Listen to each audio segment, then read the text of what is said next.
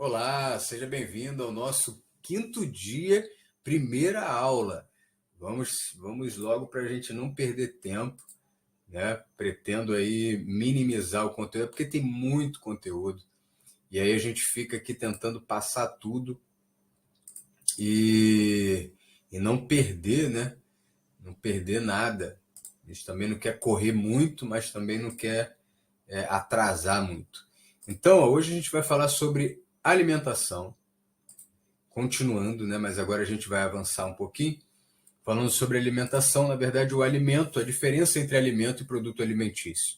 A gente sabe, muita gente ainda não, mas existe aquilo que é produzido pelo homem e existe aquilo que é naturalmente um presente da natureza para a nossa nutrição. Então, qual a diferença? Alimento é uma substância que é consumida por seres vivos para sustentar a vida e fornecer energia. Pode ser de origem animal, vegetal ou mineral, e pode ser consumida em sua forma natural ou após o processamento. Ou seja, você pode pegar uma manga e bater um suco, você processou ali a fruta. E aí, dependendo, né, da fruta, dependendo da forma, dos ingredientes, você pode prejudicar ou não. O melhor é o in natura. Você pega, nesse exemplo que eu dei, a fruta e você come a fruta, ao invés de bater e fazer suco. Eu até entrei nesse assunto aqui, vou dar um pouquinho mais de detalhe. Por exemplo, quando você faz um suco de laranja, você vai coar, ou seja, você vai separar a fibra do líquido. E aquele líquido, ele contém muita frutose, que é o açúcar que constitui, que está lá presente na constituição da, da fruta, né? O açúcar da fruta. Então, essa frutose, ela não é metabolizada por nenhuma célula no corpo, né? Eu ouvi assim por alto, ainda não sei, eu acho que o cérebro também metaboliza a frutose, mas não posso dar certeza. Então, depois a gente atualiza essa questão. Mas até então, o que se sabe de fato é que só o fígado metaboliza, ou seja, vai operar através de enzimas reações nessa frutose, porque é uma substância prejudicial, né? Então, alguns médicos chegam a dizer que a frutose é o veneno e a fibra ela é o antídoto, né? Ou seja, tem que estar os dois precisam estar juntos. Então, a pessoa que de repente chega e consome, por exemplo, o suco de laranja, né, todos os dias, e ainda tem gente que além da frutose ainda acrescenta mais a sacarose, né, que é o açúcar de mesa, e aquilo fica uma bomba, né? Então, na verdade, ela pode gerar uma gordura no fígado, que é a esteatose hepática, sem nunca ter bebido álcool, né? Então, esse é um detalhe interessante aí, porque às vezes é um alimento que vem, né, algo que vem da natureza, um presente de Deus para nós, mas o processamento a gente tem que ter muito cuidado, inclusive quando vai levar ao fogo. Porque uma coisa é o alimento in natura, outra coisa é ele na panela, outra coisa é dentro de nós, porque também vai sofrer as substâncias químicas presentes no alimento, elas vão sofrer reações de acordo com a temperatura, com o tempo, né? O quanto que vai passando. Então, essas reações a gente tem que prestar atenção. Como que eu vou fazer cada coisa? Inclusive, quando eu falei sobre o detox, né, no dia 4, no dia anterior agora, alguns alimentos ali, como por exemplo brócolis, ele não pode passar de 2 minutos de cozimento, porque senão você perde a mirosinase, que é uma enzima muito importante para a saúde e para o detox. Então, saber a forma de manipular o alimento é extremamente importante para que aquele alimento ele não se torne nocivo. Ok? Não é porque veio da natureza que eu posso fazer qualquer coisa.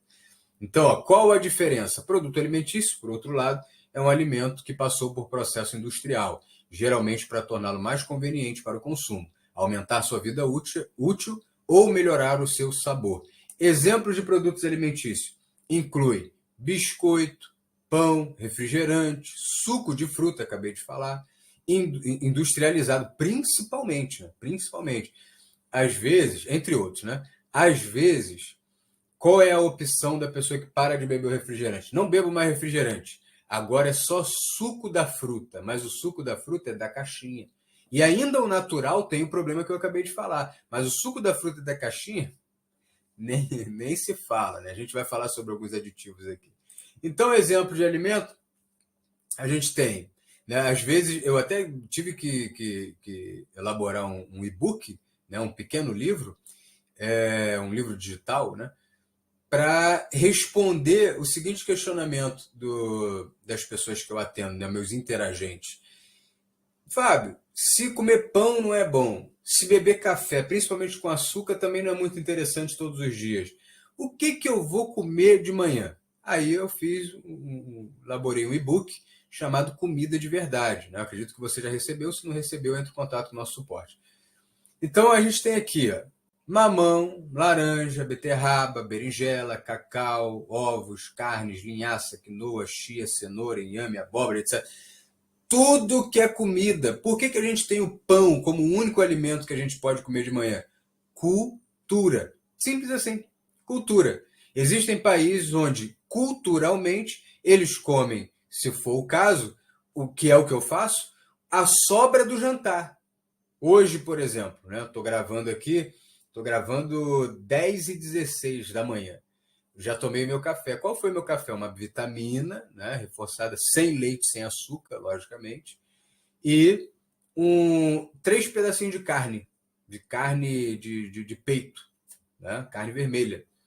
Então, não tem problema nenhum. Claro que tudo isso é dentro de um equilíbrio, né? O que vai nessa vitamina? Quantas vezes que eu vou tomar essa carne? Qual é a frequência de consumo da carne?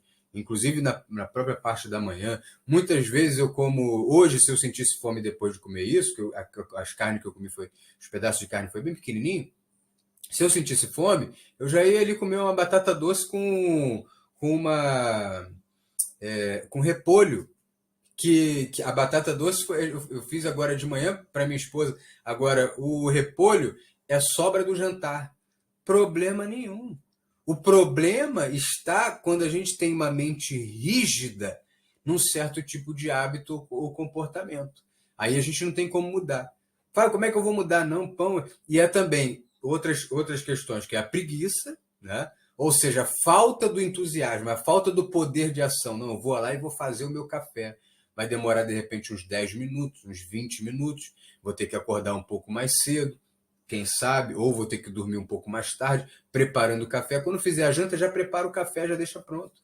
Entendeu? É utilizar de estratégia para fugir dessa alimentação prejudicial que tem deixado a população doente. Então, a gente já viu aqui, né, os alimentos.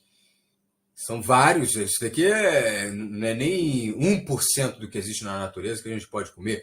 Inclusive, você pode fazer uso das chamadas punks. Depois você procura, não é um assunto que a gente vai tratar na Semana da Saúde Total, mas agora, como eu falei, aquilo que a gente não vai detalhar mais um pouco, que a gente vai se aprofundar mais um pouco, eu vou deixar aqui a ideia do que isso existe. Procure, busque na internet, procure livros, palestras sobre o assunto, né, documentário, inclusive, se tiver. O que são as PANCs? Né?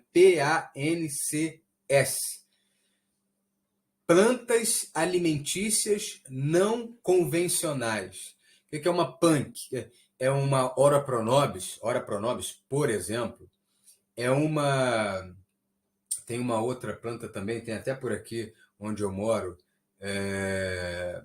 Existem várias, agora eu não estou me recordando, mas eu vou lembrar. E ali você pode utilizar, são plantas que não são consumidas, né, de uma forma convencional. As pessoas não sabem que aquilo ali pode ser consumido. Não só plantas, como frutas, né, ou frutos que podem ser consumidos e que não são consumidos. Taioba, viu? Lembrei. Taioba também é uma punk. Tem muitas punks, né? Eu até fiquei a gente no instituto de fazer um curso sobre isso, que eu não ministro curso sobre isso. Eu conheço muito pouco sobre punks, mas tenho um amigo que vai estar assumindo isso aí e é um assunto muito interessante, tá? Então procure sobre punks, plantas alimentícias não convencionais. E a gente tem aqui, ó, os alimentos, e agora a gente tem os produtos alimentícios, que eu vou falar agora na próxima aula, tá? Deus te abençoe. nos vemos na aula seguinte.